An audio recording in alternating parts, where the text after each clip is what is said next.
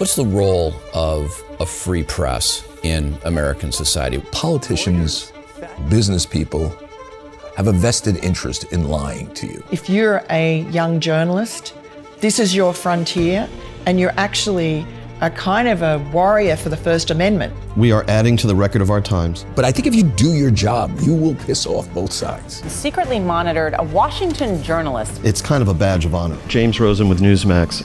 Your exclusive reporting was deemed such a threat by the regime that they started to investigate you. We were spied on by the CIA, and we all had code names. Mine was Eggnog. So at the end of the day, is the pen mightier than the sword? I think so. My name is Brit Hume. I'm James Rosen. I'm Miranda Devine. We are adding to the record of our times. I'm James Rosen. I'm the chief White House correspondent for Newsmax. I'm a longtime reporter in Washington. In addition to his role in the White House Press Corps, Rosen is the author of several books, including a biography on Richard Nixon's Attorney General, John Mitchell. We met up with Rosen at the Watergate Hotel. I started covering the Biden White House in January 2022, and President Biden gave a news conference in the East Room of the White House, January 19, 2022, the eve of his first anniversary in office. Well, good afternoon, everyone. And it was a fairly typical Joe Biden press conference. We had a list of the reporters in front of him of about 10 names on it, pre-selected by his aides. I want to thank my communications staff for the great help here. He was going fumblingly through the list, mispronouncing the names of the reporters and asking who's next. Yes, sir. Next man next to you, left. There were portions of the news conference that followed that moment that were inadvisable for him. A poll released this morning by Politico Morning Consult found 49% of registered voters disagreeing with the statement, Joe Biden is mentally fit. Wow. Not even a majority of Democrats who responded strongly affirmed that statement. Well, I'll let you all make the judgment whether they're correct. Well, so the question I have for you, sir, if you'd let me finish, is why do you suppose such large segments of the American electorate have come to harbor such profound concerns about your cognitive fitness? Thank you. I have no idea. The Biden press operation blackballed me for the next 8 months. But I'm proud of that because just with a simple question, I was able to help establish the record of our times. And in retrospect, this became the defining issue of his presidency. But are you taking sides? Are you trying to get Joe Biden, or would you do this to any politician? Absolutely. Reporters do play an adversarial role often.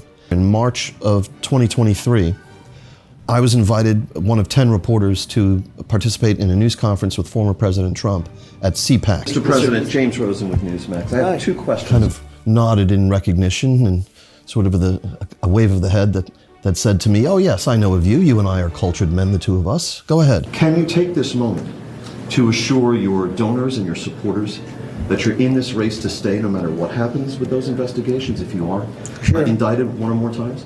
And Trump was Trump. He divested of himself 35 seconds. That didn't quite answer the question. These are witch hunts. These have been going on for a long time. And it went on like that. And when I finally sensed a moment where I could practice what I call the art of interjection. So you'll stay these are, oh, absolutely. I wouldn't even think about leaving. Some of the former president's aides. And they made it clear they didn't like the question. But again, a good reporter, an honest reporter, is going to find a way to ask tough questions, a polite way, perhaps a respectful way, but an effective way to ask tough questions of both sides. Such an approach has the effect of creating an adversarial relationship between journalists like Rosen and the government officials they cover. In 2013, the State Department was caught improperly removing footage of Rosen from video records. At first, the edit was called a glitch.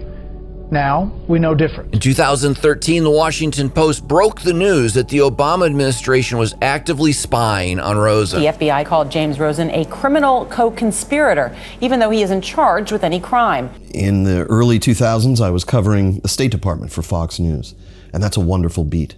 There's a lot of travel. I developed some good sources, and I started doing some extensive, exclusive reporting on North Korea. The corrupt and brutal Kim dynasty. Unbeknownst to me at that time, the Obama administration launched a national security leak investigation to determine the sources for my reporting. The FBI filled out a search warrant application before a federal judge. So an FBI agent basically swore under oath in an affidavit that we're investigating James Rosen and his reporting for Fox News. That document designated me a co-conspirator in a criminal violation of the Espionage Act of 1917. And that was the first time that that designation had ever been applied to a working reporter by the United States government. This is all about what your government decides you're allowed to know and what you just can't handle. In short order, it was disclosed that the Attorney General at the time, Eric Holder, had personally approved this novel designation of a working reporter as a criminal co-conspirator for doing his job. The Department of Justice has really overstepped the bounds. Paradoxically, does this affirm in your mind this is what you want to be doing? When you or your reporting become the subject of government surveillance, it's kind of like a very easy way to know that you did your job well. I was working for Jack Anderson. We were spied on by the CIA, and we all had code names. Mine was Eggnog. In 2007, the CIA dumped hundreds of pages of documents detailing how it spied on Brit Hume and his colleagues while they were working for a DC columnist named Jack Anderson. Jack Anderson had done a story about the Nixon administration's tilt during a war between India and Pakistan toward Pakistan. I was just a lowly member of the staff there doing reporting, but it was a hell of a story, and it was based on papers that had leaked. So obviously the CIA was worried about the leaks and was trying to do what it could to find the source of them and so on. And they had a listening post set up in an office building across the street, right down K Street in Washington. And we didn't find out about it really until later, but it was a big deal when we found out about it. And journalists do wield power, do they not? Of course. Governments are extremely sensitive to news coverage, particularly when you have something comes along that completely blows up what they're saying publicly and proves it to be false. One reporter who's acutely aware of how sensitive the government is to news coverage is Miranda Devine. So I'm Miranda Devine, and I'm a columnist at the New York Post and a Fox News contributor. Devine was involved in breaking the bombshell Hunter Biden laptop story in the run-up to the 2020 election. The New York Post has published damning emails found on an old computer once owned by Biden's troubled son, Hunter. We're talking about 3 weeks before the 2020 election, and Rudy Giuliani, who was the lawyer for Donald Trump, got his lawyer to just send me a message and just saying, look, are you interested? Sending me a few bits and pieces from the hard drive that they had, Hunter Biden's abandoned laptop. Well, there are new developments in the Hunter Biden email story. You know, I'd say to people, if that was Don Jr.'s laptop, it was still a great story, and we would have still published that story, because here is the son of one of the candidates, the son of the vice president, who is, a crack addict, but the main story is that he's taken millions of dollars from China, Ukraine. But unlike their reaction to the Rosen wiretapping story, this time the media aligned against Devine. It's a tabloid newspaper. A tabloid newspaper story with emails purportedly swiped from the vice president's son, Hunter. Then Facebook and Twitter censored us. In fact, Twitter, this is pre-Elon Musk, actually locked the New York Post account for 2 weeks up till just before the election. Amazingly, they did this at the behest of the FBI. The Hunter Biden laptop story, the New York Post. Yeah, we have that too. Yeah, so you guys censored that as well?